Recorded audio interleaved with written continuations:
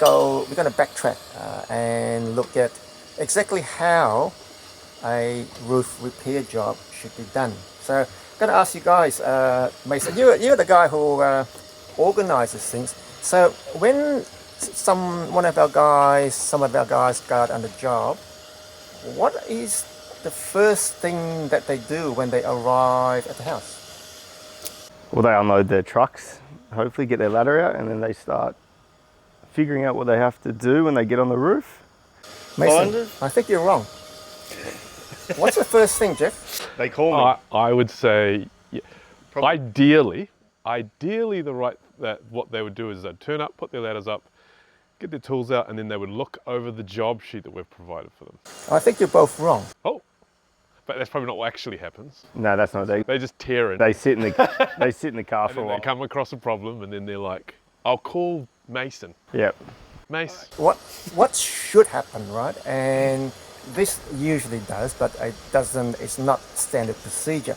Now, don't forget, we are arriving at someone's house, right? And knock on the they door. may or may not know we are coming, right? Oh, you want me to go even if they do know we're coming, they would like the common courtesy of us knocking on the door and say, listen, we are scheduled on the job, right? You may or may not know it, but we'll be working on the roof. It will take about so much time. We may need this, we may not need that. So we're going to make them comfortable because it's their home that we are going to be working. Yes, that is right. Making big noises. Which a lot of the time they do, but sometimes they don't. And then we get a call saying, is someone on my roof? And you go, yes. Yes, so yes, it's very important. That's the first step because we are on someone else's property, their home, right? No, agreed. Now, and obviously step 2 is to set up the ladders and actually get up on the roof. So once you've done that, what is the next step?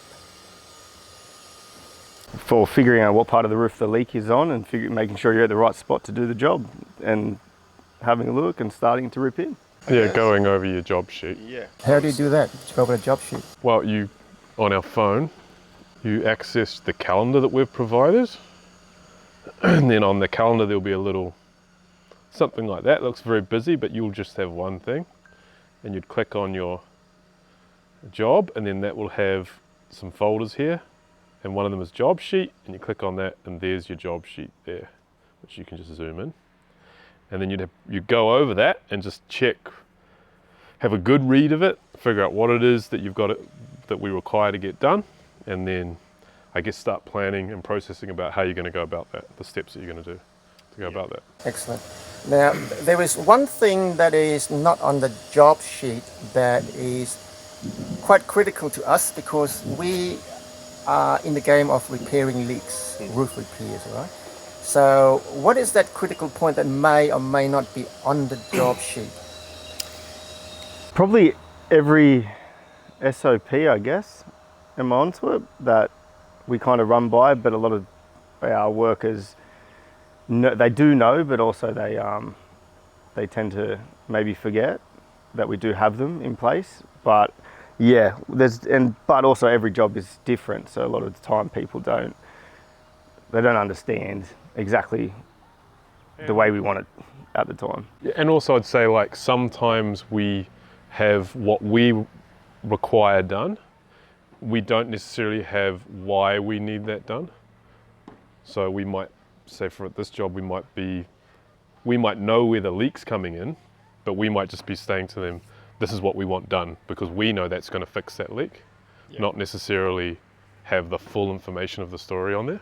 Yeah, but also they'll end up finding stuff when they start ripping off material and start taking tiles out, doing all that. They'll come across stuff where they'll be like, oh shit, this is all this extra work that we have to do, but our job is to fix the leak. So whatever extra work they have to do, they kind of have to speak to me and we have to get it done. Because I'd say there's a bit of, when it comes to our quoting, there's a bit of guesstimation in there. Like some of it is like, I'm thinking that it's coming in here and I've gone through my possible points of entry and I've kind of hit this and I'm thinking I'm pretty confident this is coming in here, but you don't say when you're doing a quote have enough time to pull the whole thing apart, open it up, and then see exactly what's going on there. So a bit of it is like, this is what I think's happening.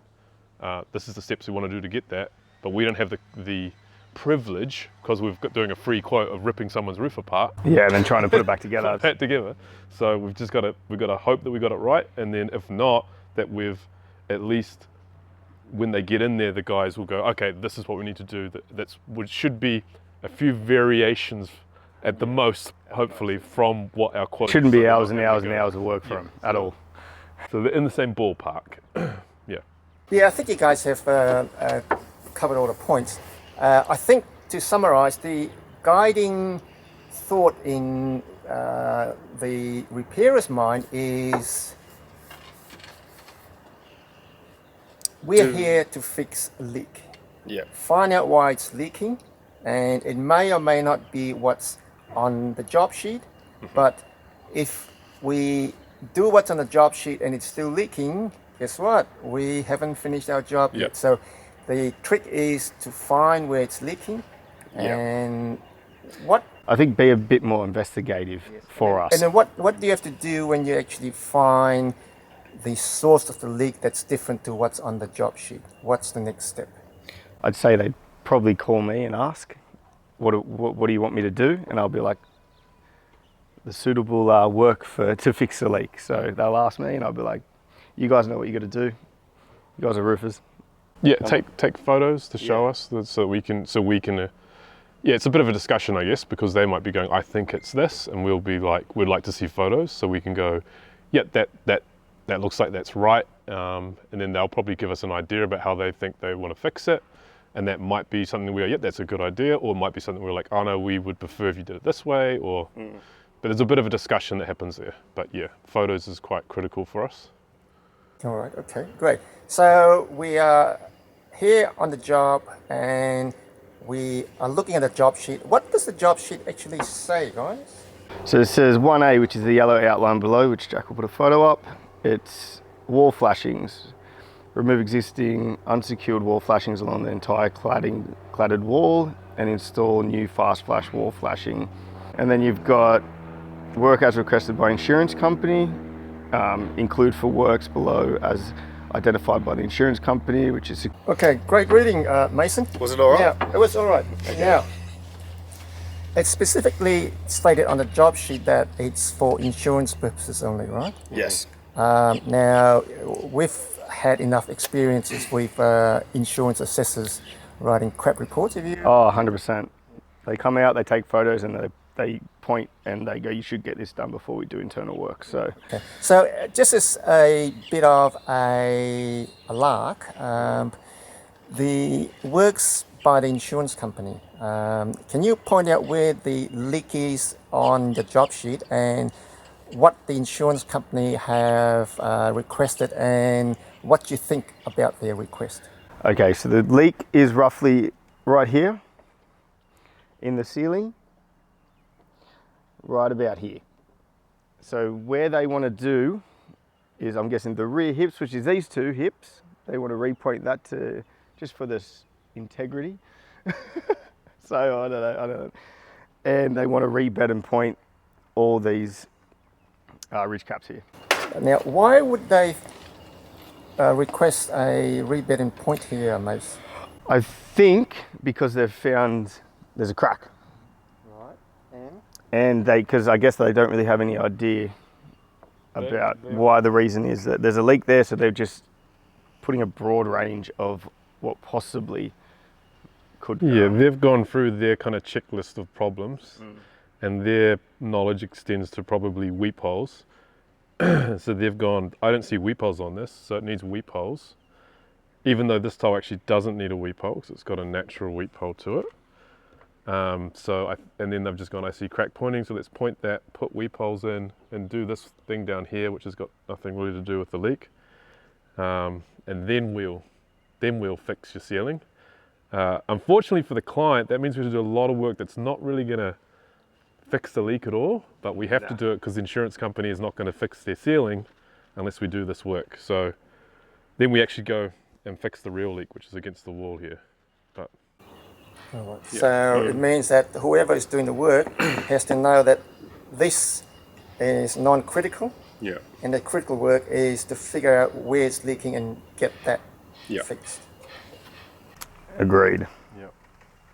This part's for making the insurance company happy, this part's for getting the leak fixed.